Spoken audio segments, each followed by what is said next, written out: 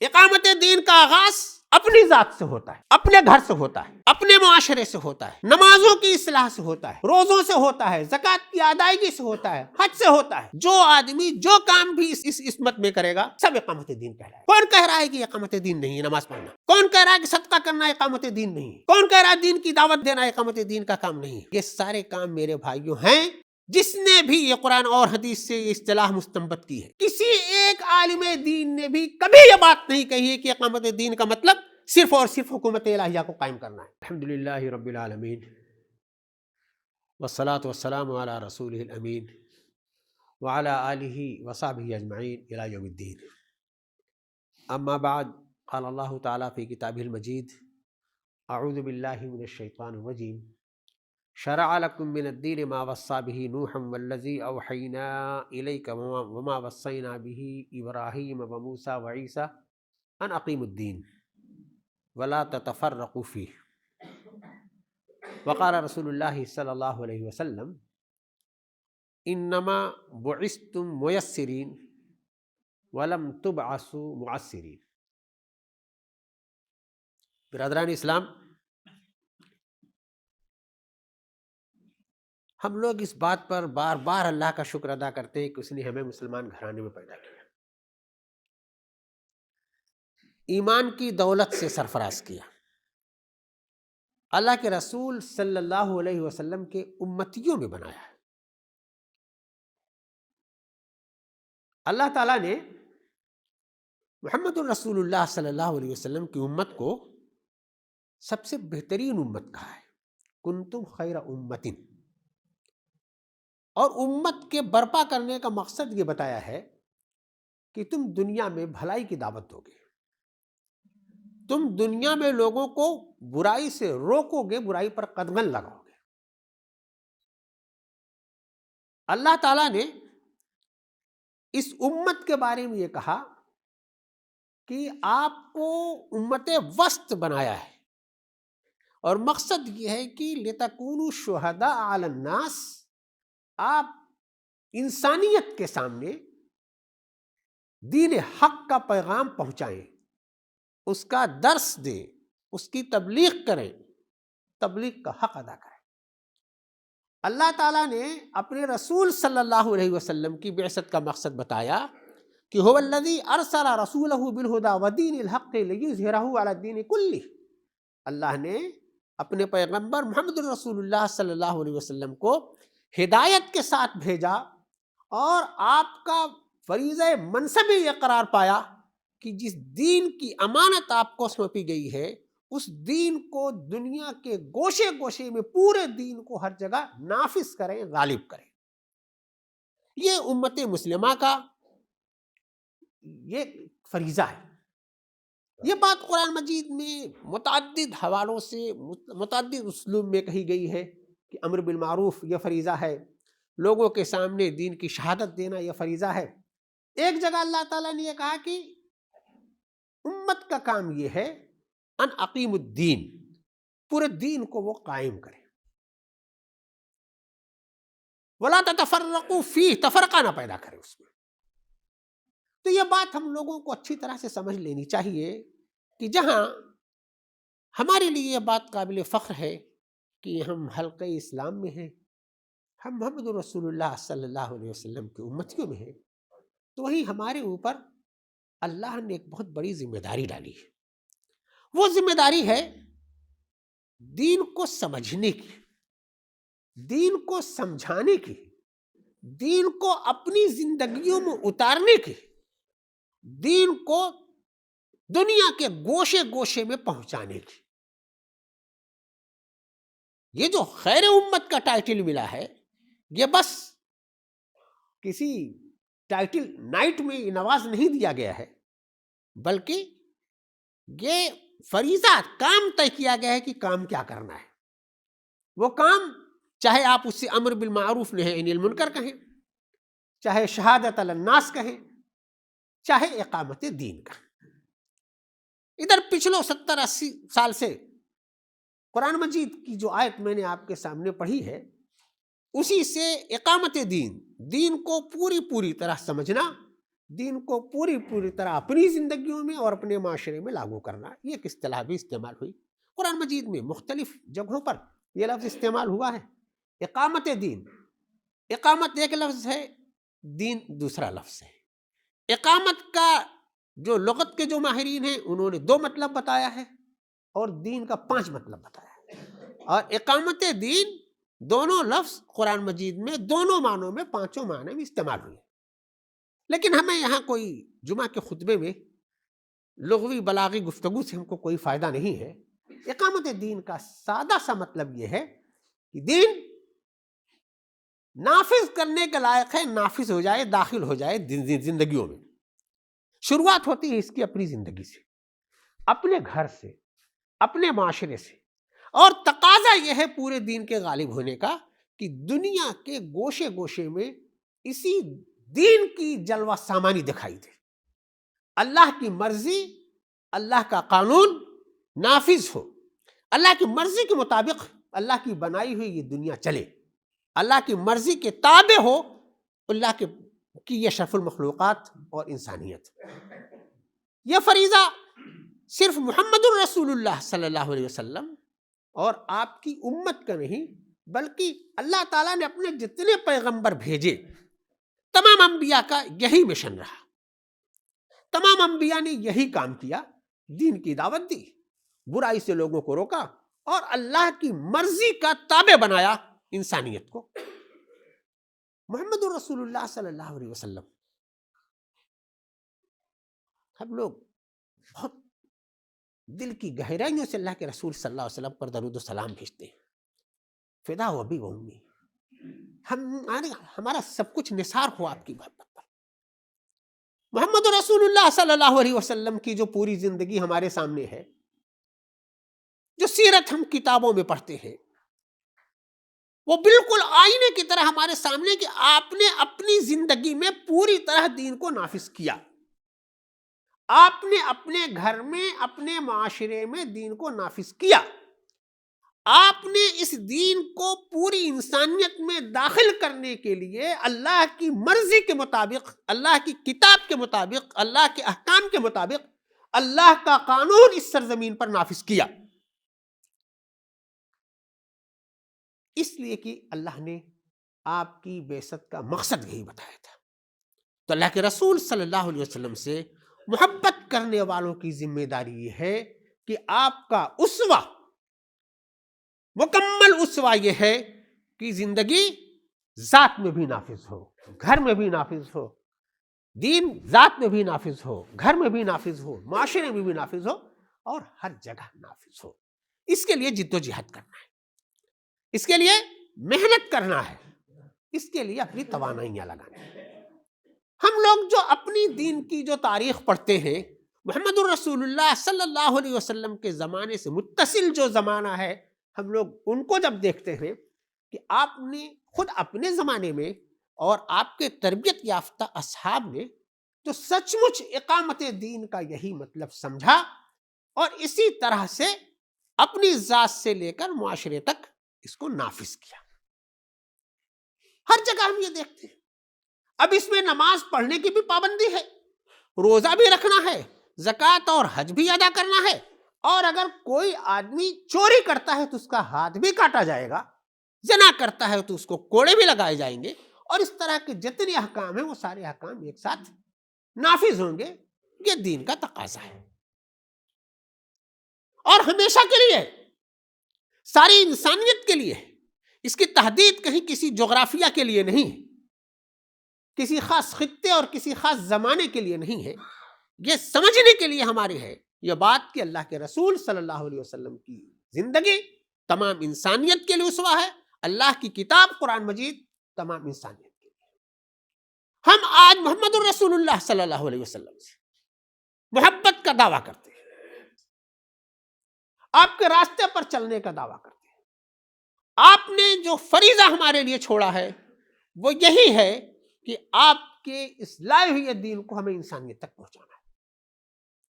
ایک مرتبہ پھر ہم میں سے بہت سے لوگ اس بات پر اللہ کا شکر ادا کر سکتے ہیں کہ ہم نے دین کو سمجھا، ہم نماز پڑھتے ہیں، ہم روزہ رکھتے ہیں، ہم حرام و حلال کا فرق کرتے ہیں، ہم دین کو دنیا میں غالب ہوتا دیکھنا چاہتے ہیں.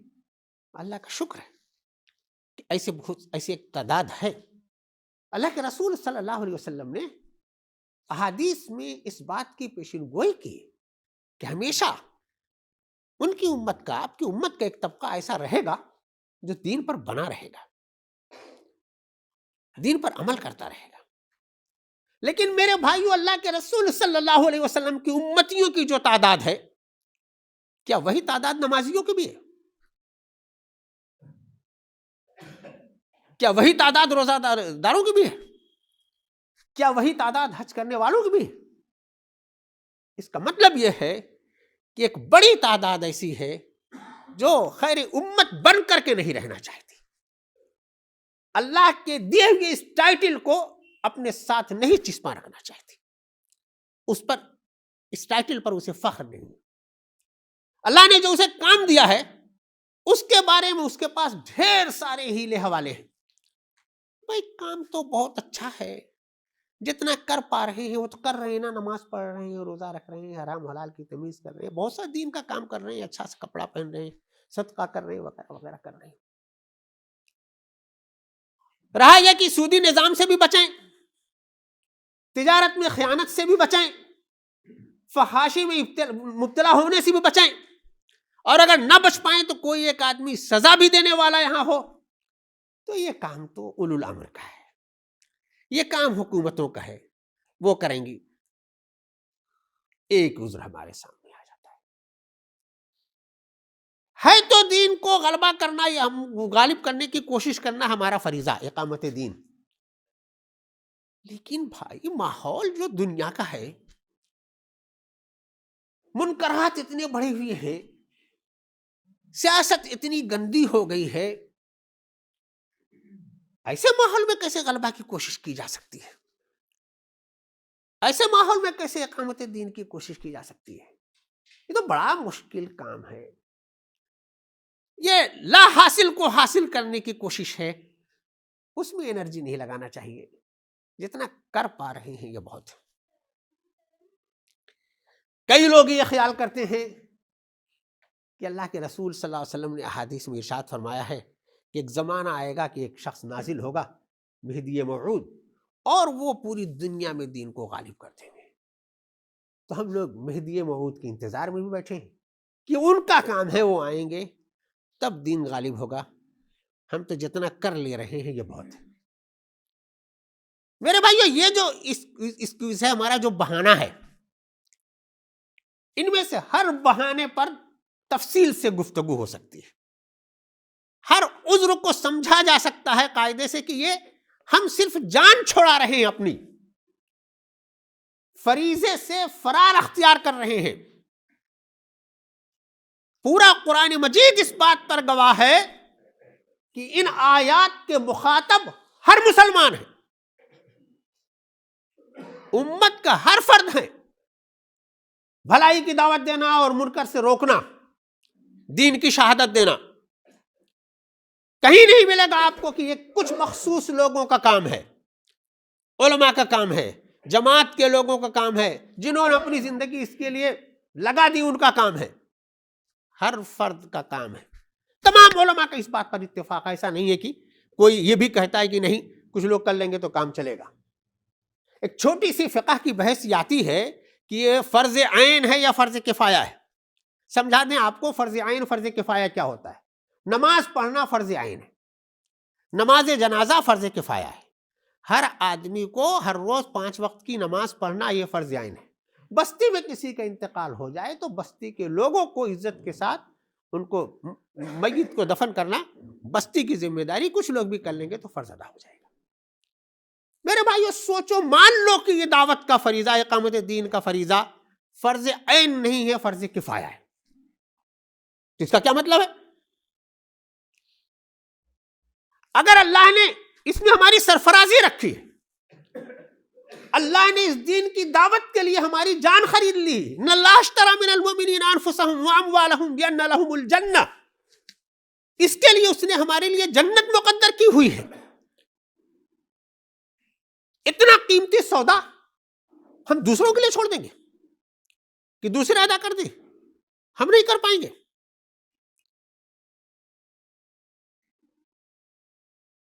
مان لیجیے کہ ہمارے گھر میں کسی کا انتقال ہو جائے, ہمارے اجزاء میں کسی کا انتقال ہو جائے, دور اس کے گاؤں والے اس کو تدفین کر دیں گے, کیوں بھاگ کر کے جاتے ہیں؟ وہ تو فرض عین نہیں ہے, فرض کفایہ ہے.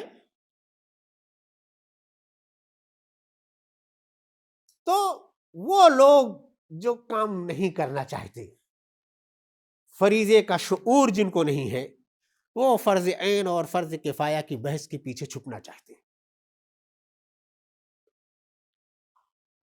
دین کو سمجھنا, دین کو اپنی زندگیوں میں اتارنا, دین کا پیغام پہنچانا, یہ ساری امت کا فرض ہے.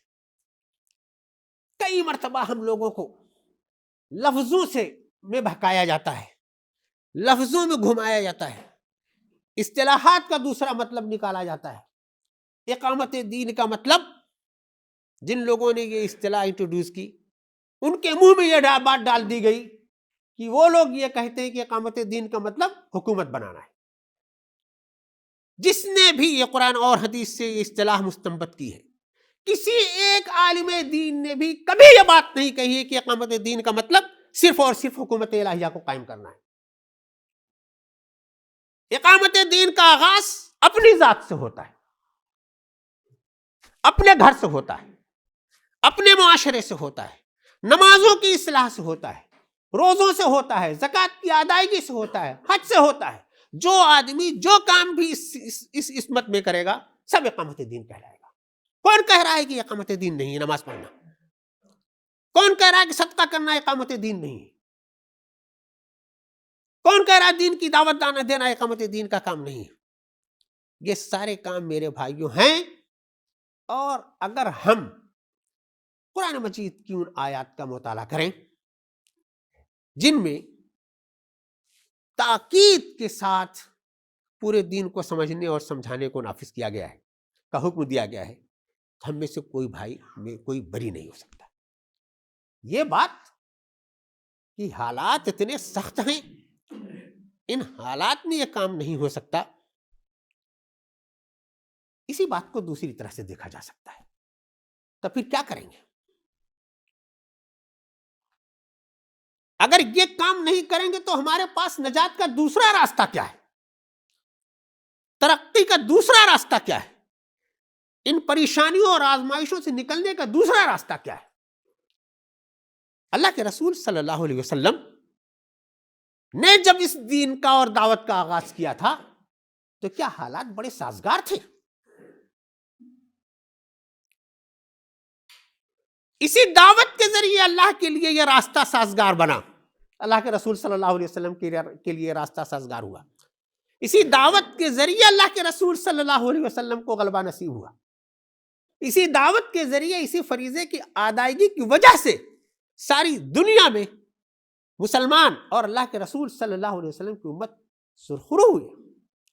تو میرے بھائیو, اگر آج کل کے حالات سنگین ہیں, مشکل ہے, اللہ کا نام لینے والوں سے باس پرس ہو رہی ہے, تو اس کا کیا مطلب ہے کہ اللہ کا نام لینا چھوڑ دیا جائے گا, کلمہ پڑھنا چھوڑ دیا جائے گا, اذان کہنا چھوڑ دیا جائے گا, نمازوں پر کمپرومائز کر لیا جائے گا؟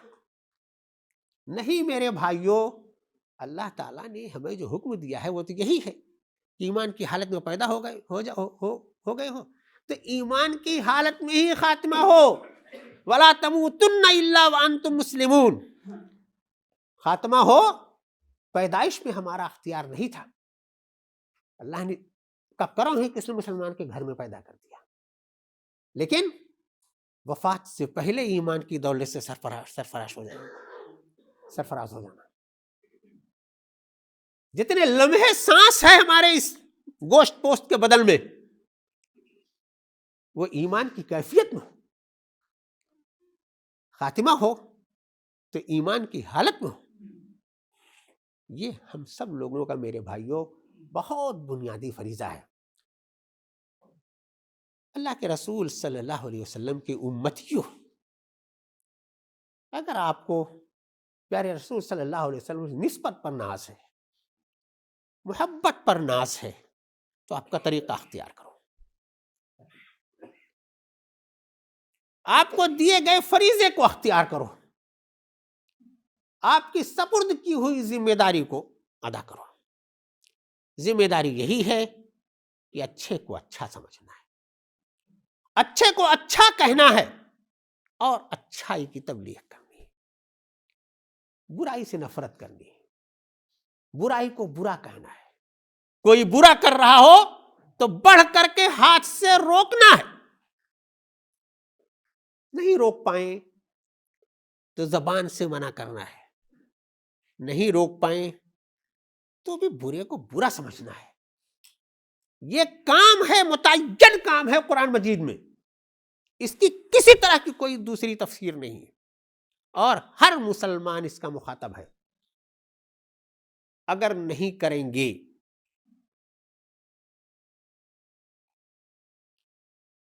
تو آپ بہت صاف سمجھ لیں کہ نہ کرنے والے اس وقت بہت بڑی تعداد میں ہیں، اور یہ جو کلفتوں کا سامنا ہے، ہمیں آزمائشوں کا سامنا ہے، ہمیں چاروں طرف سے مصیبتیں جو ٹوٹی پڑ رہی ہیں، یہ اس فریضہ کو چھوڑنے کی وجہ سے. تو پکڑو میرے بھائیو دین کو، پکڑو قرآن کو، پکڑو اللہ کے رسول صلی اللہ علیہ وسلم کی سیرت کو، اور پکڑو اللہ کی رسی کو. وَاعْتَصِمُوا بِحَبْلِ اللَّهِ جَمِيعًا، مل کر کے. یہ بڑا کلیئر نسخہ ہے کامیابی کا، بڑا واضح طریقہ اللہ اور اس کے رسول صلی اللہ علیہ وسلم نے بتایا ہے. کامیابی کسی عزیز نہیں ہے، ضرور ہم لوگوں کو اس کے لیے شعوری کوشش کرنا چاہیے. دعا فرمائیں کہ اللہ تعالی ہمیں دین کا صحیح شعور عطا فرمائے، اقامت دین کا صحیح مطلب، صحیح مفہوم، اس کے تقاضوں کو اللہ تعالی ہمارے دلوں میں اتار دے. اللہ تعالی ہمیں ہمارے ذریعے اپنے بدن پر، اپنے گھر میں، اپنے معاشرے میں دین کو نافذ کرنے کی توفیق عطا فرمائے. اللہ تعالیٰ نے اس دین کو غالب ہونے کے لیے بھیجا ہے. اے اللہ تو ہمیں ہماری آنکھوں سے اس دین کو سرفراز ہوتا ہوا، اس دین کی جلوہ سامانی ساری دنیا میں اللہ تو ہمیں دکھا دے. اے اللہ اس جلوہ سامانی کی کوشش میں ہماری توانائیاں لگا دے. اے اللہ ہمارا حصہ اس پہ ڈال دے. اے اللہ امتیوں کو اس بات کی توفیق عطا فرما دے. اے اللہ ہم سب مل کر تیری دین کے لیے جد جہد کریں، ہمیں اس راستے پر لگا دے. بارک اللہ لنا ولکم فی القرآن العظیم ونفعنا وإیاکم بالآیات والذکر.